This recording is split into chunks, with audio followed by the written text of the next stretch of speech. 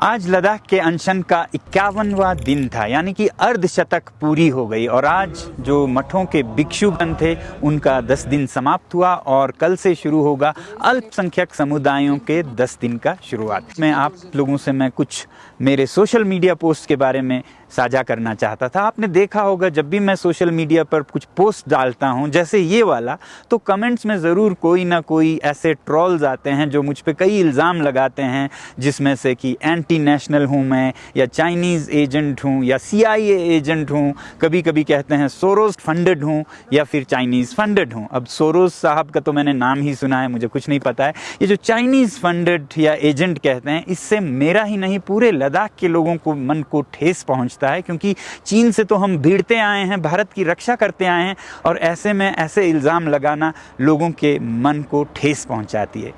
और एक जो इल्ज़ाम लगाया जाता है, मैं आज उसके बारे में बताना चाहूँगा। कई जगह पे मैंने ये देखा है कि आप डैन चर्चेट से फ़ंड लेते हैं। अब ये डैन चर्चेट आप लोगों को तो समझ भी नहीं आएगा। ये एक डेनमार्क की बहुत ही प्रतिष्ठित संस्था है जो दुनिया में बहुत से देशों में काम करती है, और इनके साथ हमने काम किया था आज से कोई 25 साल पहले शिक्षा सुधार के बहुत ही सुंदर परियोजना के बारे में। उसके बारे में आपको मैं कल बताऊंगा कि वो कितना भारत के लिए गौरव की बात थी।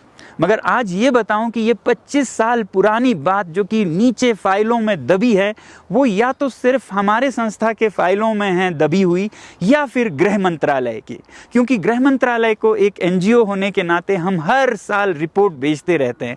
अब ताज्जुब की बात यह है कि जो 25 साल पुरानी फाइलों में है, हमारी तो हो नहीं सकती है, तो गृह मंत्रालय के फाइलों में है।